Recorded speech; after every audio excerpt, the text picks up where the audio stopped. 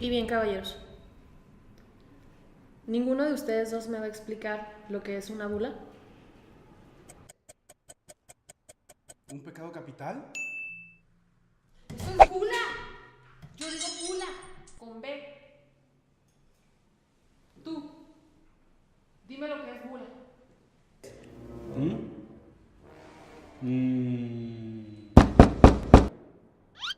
Ay, perdón. Nomás limpio y me voy. Ni van a notar que estoy aquí. Entonces, Quedamos que él iba a dar la información. Eso no es cierto. Yo te hablé ayer. Lo que pasa es que no pones atención por estar viendo Breaking Bad. Pues tú no debiste pasarme la cuenta de Netflix. Ah, sí, pues tú. orden. Tú, el del fondo. ¿Yo? Sí, tú, el del trapo. Te propongo un trato. Si me dices que es una bula, te doy el puesto de estos dos. ¿Con prestaciones? Sí, con prestaciones y vales para la Córrele. Hace mucho tiempo, en una tierra muy lejana, existía un objeto todopoderoso que sellaba de forma exclusiva a los documentos papales. En oposición a los documentos de estado que llevaba el membrete real, a este objeto se le conocía como... ¡Bulas papales! Una bula es un documento sellado con plomo sobre asuntos políticos o religiosos, cuyo caso, si está autentificada con sello papal, recibe el nombre de bula papal o bula pontificia. ¿Ponti qué? Pontificia. La palabra proviene del latín bulla, término que hace referencia a cualquier objeto redondo, artificial, y en un principio se utilizaba para referirse a la medalla que portaba al cuello los hijos de las familias nobles hasta el momento en que vestían la toga. ¿Como el bling bling de los raperos? Algo así, pero más sagrado. Generalmente se llama bulas a los documentos pontificios que son expedidos por la Cancillería Apostólica Papal sobre determinados asuntos de importancia dentro de las administraciones clerical e incluso civil, constituyéndose en uno de los instrumentos más extendidos en los que se fundamenta y expande la autoridad del pontífice. Desde un punto de vista formal, la bula es solemne y muy característica. Llevaba un sello de plomo con una cruz en el centro y una representación de San Pedro y San Pablo, mientras que en el reverso se consignaba el nombre del Papa del momento de su publicación y el año del pontificado. Normalmente se envía al obispo de la diócesis, quien a su vez la hará llegar a la parroquia. Está escrito en latín y si aparece en castellano es por la traducción hecha desde el arzobispado. En ese caso se le considera una copia. Más respeto, ¿cómo que una copia? En cuanto a su contenido, las bulas expresan diversos mandatos en materia de ordenanzas y constituciones, condenaciones doctrinales, concesión de beneficios, juicios de la Iglesia, decretos de indulgencias, de señoríos eclesiásticos, etc. Cuando la bula es de extensión y o importancia menor, se denomina breve. Si la pared necesita resanarse con oro, ¿se considera de importancia o breve? De importancia, tío, que luce muy mal. La materia de las bulas es el pergamino y el papiro hasta el siglo XI. Después, solo el pergamino y la vitela. El más antiguo documento papal sobre papiro que se conoce con fecha cierta es una bula del Papa Esteban III. Este señor que vemos aquí.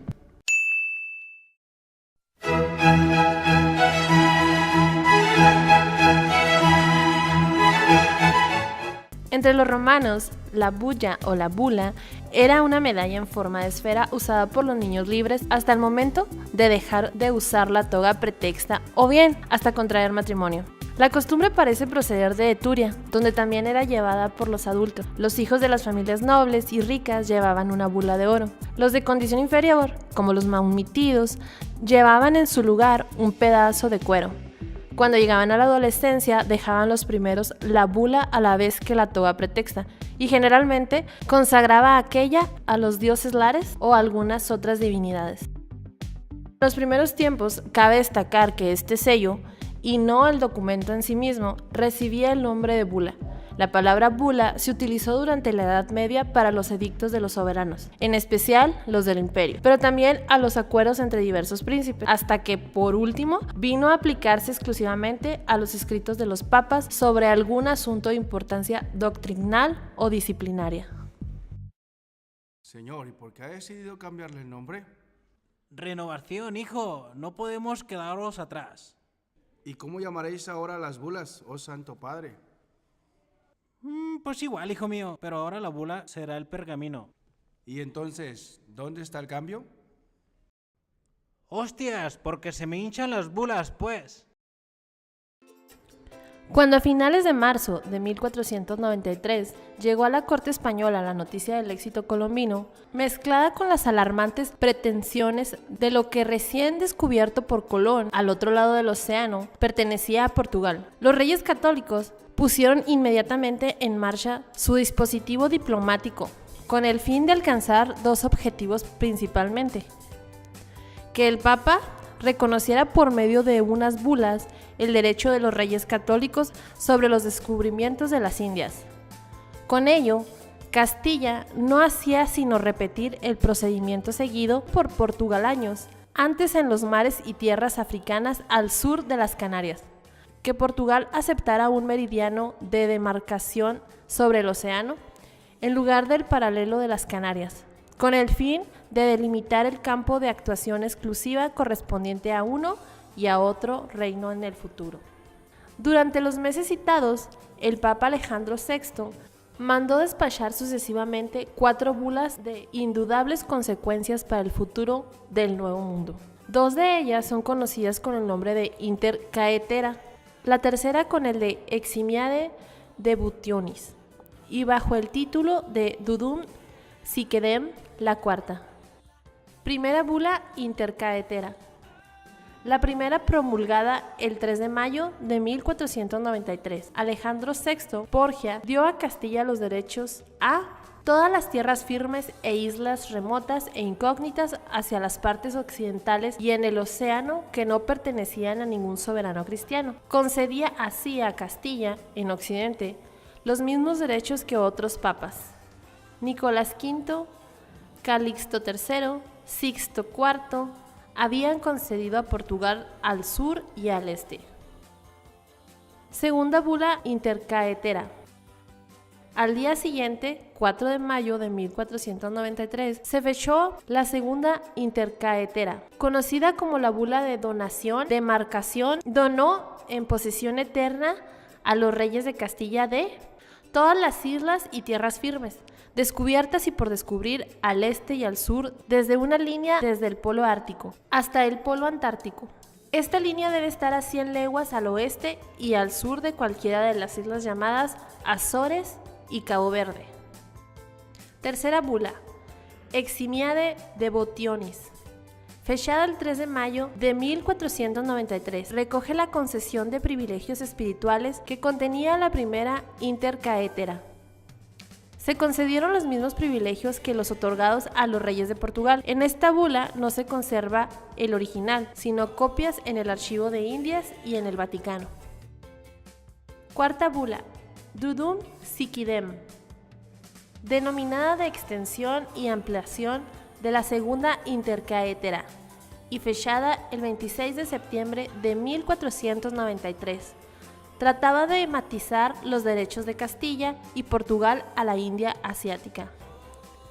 En la bula Dudum Siquidem se concreta que los castellanos podrán ocupar y conquistar la India asiática, siempre que naveguen por la ruta de Occidente y al mediodía, y no se hubieran adelantado a los portugueses, los cuales podrían hacer lo mismo navegando por el este. El original y duplicado de este documento se encuentra en el Archivo General de Indias.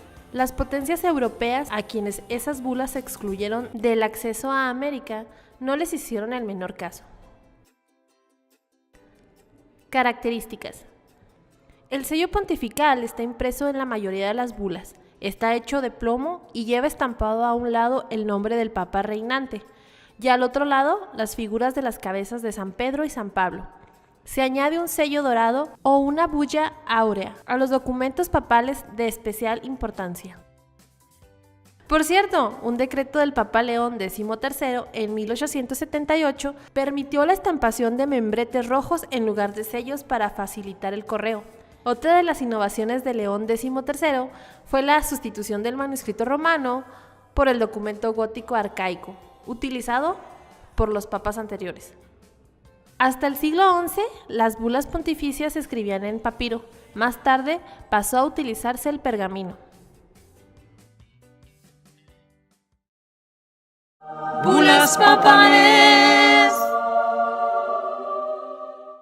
En caso de tratarse de un documento papal, la bula llevaba impresa en el anverso el nombre del papa bajo cuyo pontificado se emitía el documento, y en el reverso las inscripciones Espe y Vespa, divididas por una cruz, siglas que hacían referencia a San Pedro y San Pablo. Esta bula o sello se unía por medio de una cuerda de cáñamo o de una cinta de seda roja o amarilla al documento, que hasta el siglo XI era de papiro. Explica los pocos originales que se han conservado, quedando en muchos casos solo el propio sello de plomo. A partir de ese siglo, el papiro fue sustituido por el pergamino y posteriormente se usó el papel. A partir del siglo XIII, el término bula deja de hacer referencia al sello para pasar a describir al propio documento sobre el que se colocaba, y a partir del siglo XV deja de hacer referencia a cualquier documento papal para reservarse a las cartas apostólicas relativas a materia de fe o interés general, concesión de gracias y privilegios, o asuntos judiciales o administrativos expedidos por la Cancillería Apostólica. En estos casos, la bula comenzaba con el nombre del Papa sin el numeral, seguido de su dignidad de episcopus y del título Servus Servum Dei. Así, por ejemplo, si una bula es publicada por el actual Papa, la misma estará encabezada por el siguiente texto: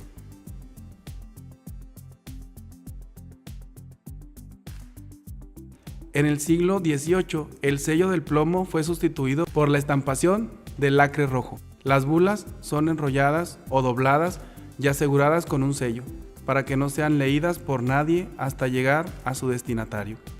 Cuando una bula es demasiado importante, se le añade otro sello dorado y se llama bula áurea. Las bulas publicadas hasta el siglo XII eran firmadas exclusivamente con el Papa, que desde esa época empezó a utilizar la forma ego, Catholic Ecclesiae Episcopus. Después fueron también firmadas por los cardenales.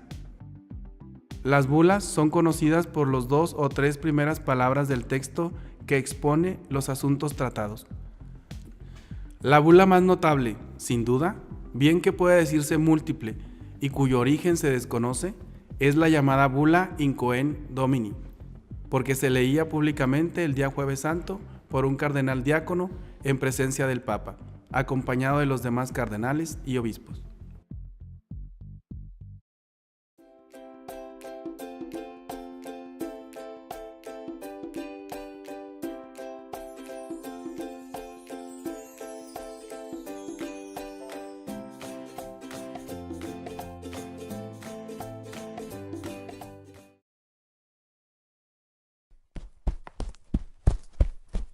Entonces, hijo mío, ¿ya sabéis por qué le he puesto bula a las bulas?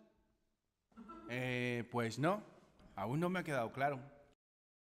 Pues que no estuvisteis prestando atención, hijo del pecado. Venid y veamos el video otra vez. Chavalo baboso este.